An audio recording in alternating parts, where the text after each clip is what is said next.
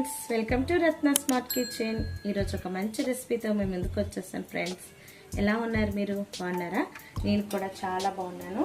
ఏంటంటే రెసిపీ పన్నీర్ పులావ్ చేసి చూపిస్తున్నాను. ఫ్రెండ్స్, పన్నీర్ ఒక 250-200 గ్రామ్స్ పన్నీర్ తీసుకున్నాను. వాటిని ఈ విధంగా చిన్న ముక్కలుగా నేను కట్ చేసుకున్నాను.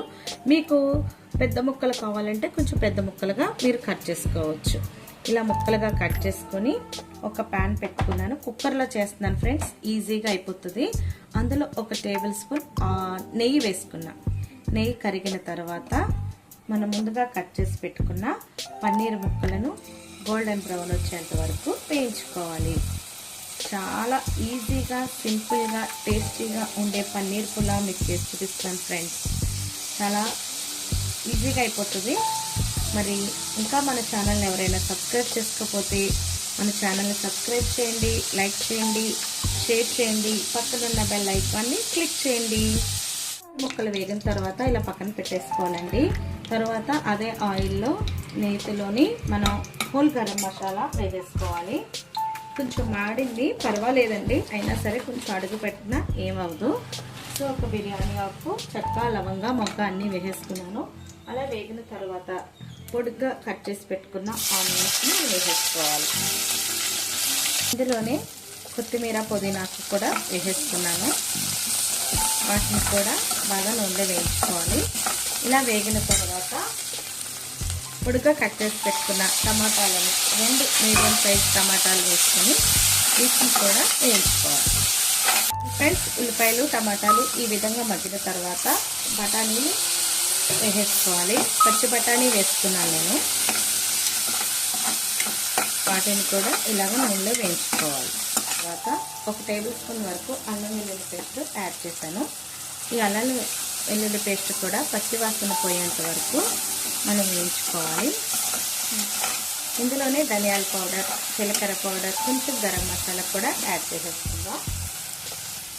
1 టేబుల్ స్పూన్ వరకు ధనియాల పౌడర్ అండ్ జీలకర్ర పౌడర్ వేసుకొని వాటిని కూడా బాగా కలుపుకోవాలి. కొద్దిగా పసుపు, 1 టేబుల్ స్పూన్ వరకు సాల్ట్, అంటే రైస్కి సరిపడినంత వేసుకోవాలండి. 1.5 వరకు వేసాను. కొద్దిగా కారం వేసి వీటిని కూడా బాగా మగ్గించుకోవాలి. కొద్దిగా పెరుగు వేస్తున్నాను. ఒక 2 టేబుల్ స్పూన్ల వరకు పెరుగు వేస్తున్నానండి. పెరుగు వేసేటప్పుడు మనం స్టవ్ని సిమ్లో పెట్టుకోవాలి. ఫ్లేమ్ అనేది తగ్గించుకొని వేసుకోవాలి.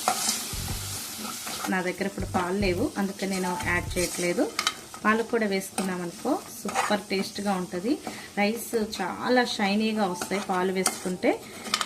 అదే వాటర్ బదులు పాలు మనం వేసే క్వాంటిటీ కూడా లెక్క వేసుకుంటే సరిపోతుంది. ఈ టైంలోనే మనం ముందుగా వేయించి పెట్టుకున్న పన్నీర్ ముక్కలను కూడా వేసేసుకోవాలి. ఈ మసాలాలన్నీ కూడా పన్నీర్కి పట్టేలాగా ఒక 2-3 నిమిషాలు మనం మగ్గించుకోవాలి. ఇలా మసాలా అంతా కూడా పన్నీర్కి పట్టేలాగా మగ్గించుకున్న తర్వాత ముందుగా నానబెట్టుకున్న బాస్మతి రైస్ని కూడా ఇందులో వేసుకోవాలి.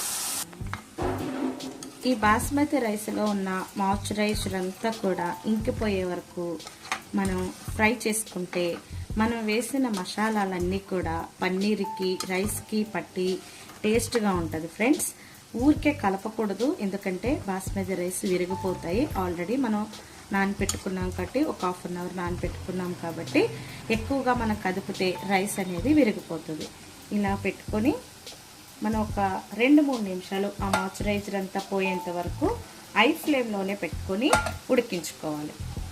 చూసారా ఫ్రెండ్స్, మాయిశ్చరైజర్ అంతా కూడా ఇంకిపోయేంత వరకు మనం రైస్ని కూడా ఇలా ఫ్రై చేసుకుంటే ఈ ఫ్లేవర్ అంతా కూడా రైస్కి పడుతుంది. ఫ్రెండ్స్, ఇంకా మన ఛానల్ని లైక్ చేయండి ఫ్రెండ్స్, సబ్స్క్రైబ్ చేయండి, లైక్ చేయండి, షేర్ చేయండి, పక్కనున్న బెల్ ఐకాన్ని క్లిక్ చేయండి ఫ్రెండ్స్. సబ్స్క్రైబ్ చేయకుండా మన ఛానల్ని చాలామంది చూస్తున్నారు, అలా కాకుండా సబ్స్క్రైబ్ చేయండి ఫ్రెండ్స్. నేను ఈ గ్లాస్తో రైస్ తీసుకున్నాను. 1 గ్లాస్ రైస్కి 1.5 లేదా 1 గ్లాస్కి 1 వేసుకోవచ్చు. నేను కుక్కర్లో వండుతున్నాను కాబట్టి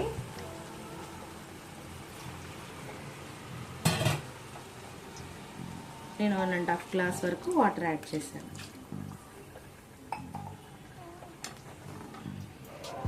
మొత్తం అంతా కలుపుకొని ఒకసారి సాల్ట్ అనేది చెక్ చేసుకోవాలి. సాల్ట్ సరిపోయిందో లేదో చూసుకుంటే మనం అసలు ఏ కర్రీ అవసరం లేకుండా ఉత్తి రైతాతో కూడా చక్కగా తినొచ్చు ఫ్రెండ్స్. అంత బాగుంటుంది. పిల్లలు కూడా చాలా ఇష్టంగా తింటారు. పన్నీర్ కూడా మంచి హెల్దీ కాబట్టి వారానికి ఒకసారి ఈ విధంగా చేసుకోండి. మీరు చేసుకుని ఎలా వచ్చిందో నాకు కామెంట్ సెక్షన్లో తెలియచేయండి ఫ్రెండ్స్. పర్ఫెక్ట్గా సాల్ట్ కూడా సరిపోయింది. ఫైనల్గా కొద్దిగా నెయ్యి యాడ్ చేస్తున్నాను. ఇందులోనే ఒక బద్ద నిమ్మకాయ పిండుకుంటున్నాను. దీనివల్ల రైస్ అనేది మెత్తగా అవ్వకుండా పొడి పొడిగా వస్తూ ఉంటుంది ఫ్రెండ్స్. ఇలా వేసుకొని కుక్కర్ మూత పెట్టుకొని ఒక 3 విజిల్స్ వచ్చేంత వరకు ఉడికించుకుంటే పులావ్ రెడీ అయిపోయినట్లే. ఐ ఫ్లేమ్లోనే 3 విజిల్స్ వచ్చేంత వరకు ఉడికించుకోండి ఫ్రెండ్స్. 3 విజిల్స్ వచ్చేసే స్టవ్ ఆఫ్ చేసేసుకున్నాను. ఆవిరిపోయేంత వరకు అలా ఉంచేసుకోవాలి, కదపకూడదు. ఆవిరిపోయిన తర్వాత విజిల్ తీసుకొని ఒక 10 నిమిషాల వరకు దాన్ని రెస్ట్ ఇచ్చి అప్పుడు తీస్తే ఎమ్మి పన్నీర్ పులావ్ రెడీ అయిపోయినట్లే. ఆవిరిపోయాక విజిల్ తీసుకొని అప్పుడు ఊపేసారా ఎంత బాగా వచ్చిందో.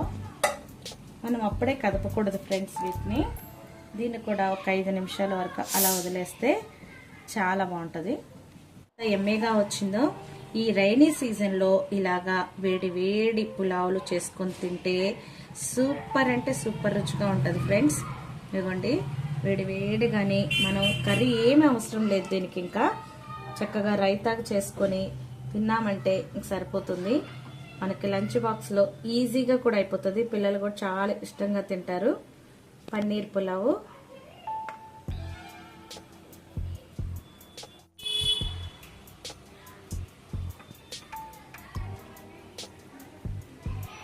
ఎంత బాగా వచ్చిందో చూసారా రైస్. చూడండి ఫ్రెండ్స్, ఎంతో ఎమ్మీగా ఉన్న పన్నీర్ పులావ్ విత్ రైతాతో సూపర్ కాంబినేషన్. మీరు కూడా చేసుకుని ఎలా వచ్చిందో నా కామెంట్ సెక్షన్లో తెలియచేయండి. టేస్ట్ అయితే అదిరిపోతుంది. టేస్ట్ కానీ స్మెల్ కానీ చూసారా ఎంత బాగుందో.